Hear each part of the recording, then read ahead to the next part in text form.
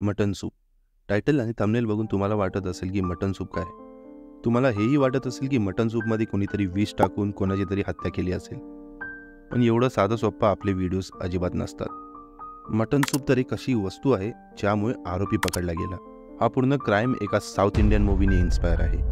आणि तो कुठला मूवी आहे, हे कसं प्लॅन केलं आणि फक्त एका मटन सूपमुळे कसा एक आरोपी पकडला गेला असेल, सांगतो.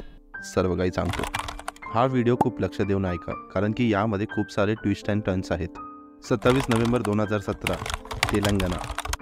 याच दिवशी या शहरातल्या अपोलो हॉस्पिटलमध्ये एक बाई येते. त्याबरोबर एक माणूसही असतो. पण त्या माणसाची हालत खूपच वाईट असते. त्या माणसाचा चेहरा पूर्णपणे जळाला होता. या बाईचं नाव होतं स्वाती रेड्डी. ती हॉस्पिटलमध्ये त्या पेशंटचं नाव लिहिते सुधाकर रेड्डी. सुधाकर रेड्डी कोणी नाही तर या स्वाती रेड्डीचा नवरा होता. हॉस्पिटलवाले लगेच उपचार करायला सुरू करतात. पण ते पोलिसांनाही कळवतात, कारण अशा केसेसमध्ये पोलिसांना कळवणं खूपच इम्पॉर्टंट असतं. सुधाकरवर उपचार सुरू होतो आणि पोलिसही तिथे पोहोचतात. पोलीस चौकशी करतात स्वातीबरोबर की काय झालं आहे. तर स्वाती सांगते की मी घरातून निघाली सुधाकर बरोबर आणि तेव्हा 4 लोकांनी येऊन माझ्या पतीवरती ॲसिड फेकलं आणि ते तिकडून पळून गेले. त्यामुळे त्याचा चेहरा पूर्णपणे जळाला आणि मी लगेच हॉस्पिटलमध्ये त्याला घेऊन आले रिक्षातून.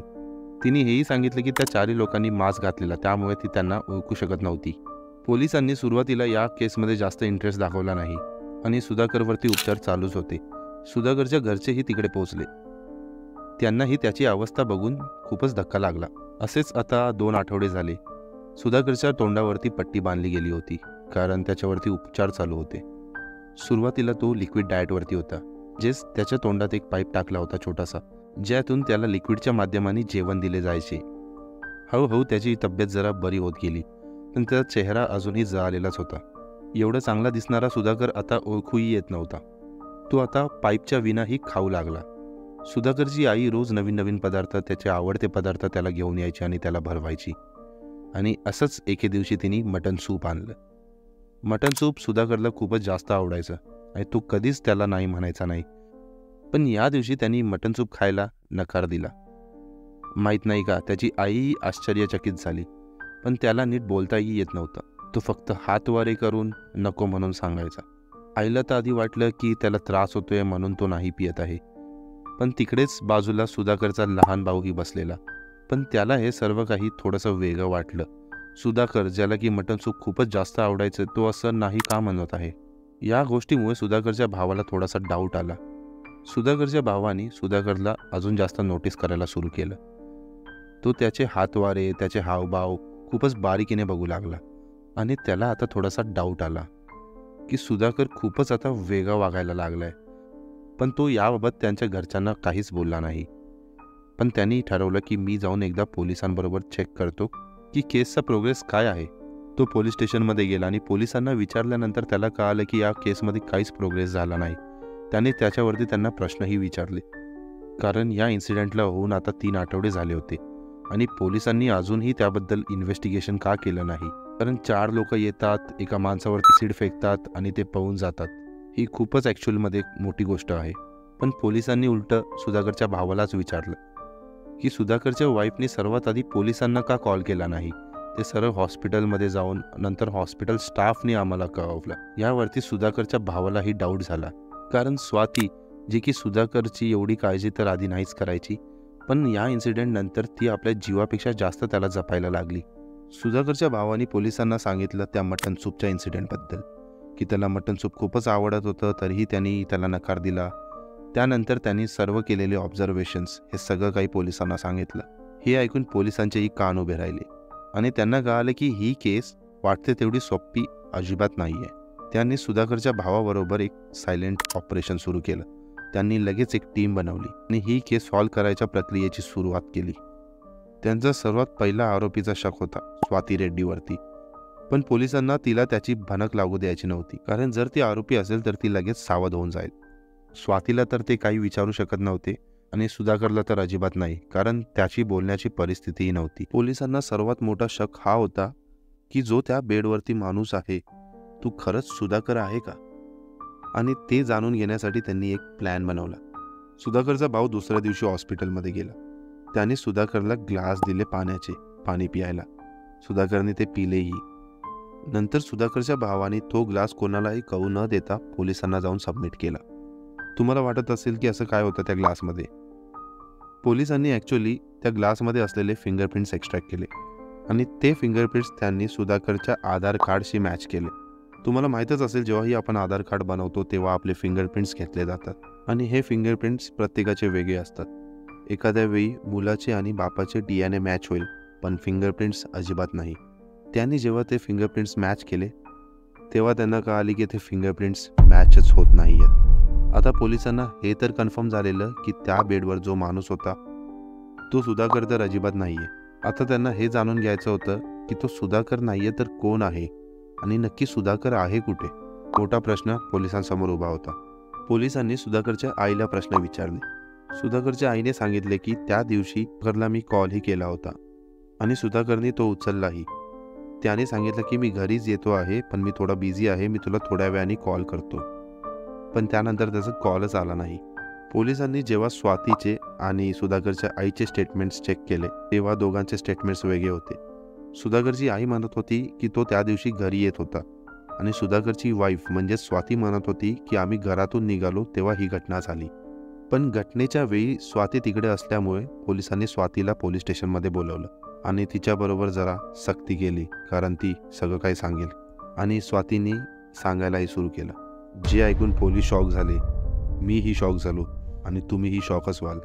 पण हे स्टेटमेंट ऐकण्याआधी आपल्याला थोडंसं मागे जावं लागेल स्वाती आणि सुधाकरचं रिलेशनशिप समजायसाठी. सुधाकर आणि स्वातीचं 2013मध्ये लग्न झालं होतं, जे की अरेंज मॅरेज होतं. त्यानंतर त्यांना 2 पोरंही झाले. पण दुसरा पोरगा झाल्यानंतर स्वातीची तब्येत जरा खालावली. तिची कंबर आणि पाठ खूपच दुखायला लागली. डॉक्टरांनी सांगितलं की स्वातीला फिजिओथेरपीची गरज आहे.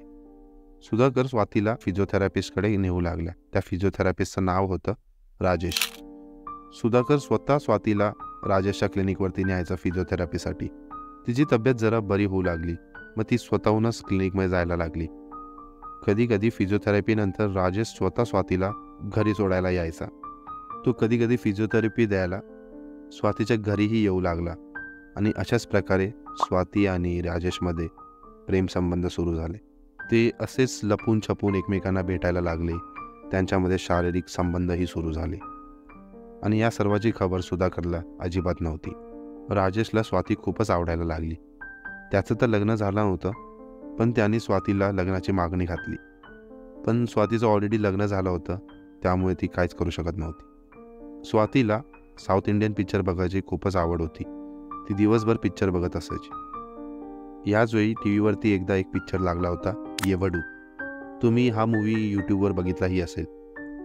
हा एक साऊथ इंडियन मूवी आहे ज्यात हिरो प्लास्टिक सर्जरी करतो आणि स्वतःचा चेहरा पूर्णपणे बदलतो. पण हाच मूवी बघता बघता स्वातीला एक आयडिया आली, जी की खूपच खतरनाक होती. तिने हा मूवी राजेशलाही दाखवला आणि दोघांनी पण एक प्लॅन बनवला. त्यांनी तो मूवी 20 वेळा बघितला.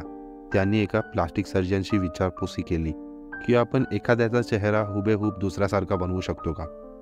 डॉक्टरनी सांगितलं हुबेहूब तर नाही, पण 70% तरी तो मॅच होऊ शकतो. आता दोघांनी प्लॅनची सुरुवात केली. एकदा दुपारी स्वाती आणि सुधाकर आपल्या घरी झोपत होते. तेव्हा स्वातीने कॉल करून राजेशला बोलवले. स्वातीने हौस दरवाजा उघडला.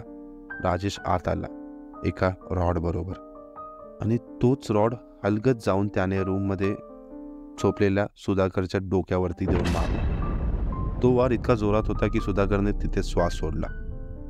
राजेश आणि स्वातीला आता त्याची बॉडी डिस्पोज करायची होती. त्यांनी ती बॉडी राजेशच्या गाडीत टाकली. ते मात्र आता अंधार व्हायचा वेट करत होते. रात्रीच्या वेळेस राजेश आणि स्वाती त्या गाडीतून एका जंगलात गेले. तिकडे त्यांनी एक खड्डा खोदला आणि तिकडेच राजेशची बॉडी डिस्पोज केली. सर्व पुरावे नष्ट करायला त्यांनी आधी त्या खड्ड्यामध्ये आग लावली आणि काही वेळेनंतर त्यांनी त्याच्यावरती मातीही टाकली. आता सुधाकरची बॉडी पूर्णपणे डिस्पोज झाली होती. पण यांचा प्लॅन अजून संपला नव्हता. त्यांच्या प्लॅनच्या प्रमाणे स्वातीने हातात ची बॉटल घेतली आणि ती त्यांनी हलगतपणे राजेशच्या तोंडावरती मारली. त्या बॉटलमध्ये ॲसिड होतं, त्यामुळे राजेश खूप जोरजोरात ओरडू लागला. पण हा सर्व त्यांचाच प्लॅनचा पार्ट होता. त्यांचा प्लॅन हा होता की सुधाकरला मारल्यानंतर राजेश स्वतःवरती ॲसिड फेकणार आणि थोड्या महिन्यानंतर प्लास्टिक सर्जरी करून लोकांसमोर स्वातीसोबत सुधाकर बनून सुखाचा संसार मांडणार. स्वातीनंतर हॉस्पिटलमध्ये राजेशला घेऊन जाते. ती हॉस्पिटलमध्ये पेशंटचं नाव लिहिते सुधाकर रेड्डी आणि सर्वांना हेच पटवून देते की हा सुधाकरच आहे. त्या 4 लोकांची गोष्ट ही तिने खोटी रचली होती. पण राजेश आणि स्वातीला हे माहीत नव्हतं की त्यांचा हाच परफेक्ट प्लॅन एका मटन सूपमुळे उद्ध्वस्त होईल. तुम्हाला वाटत असेल की प्लॅन एवढा परफेक्ट होता, पण त्यांनी ते मटन सूप पिलं का नाही? तर गोष्ट अशी आहे की राजेश एक व्हेजिटेरियन होता.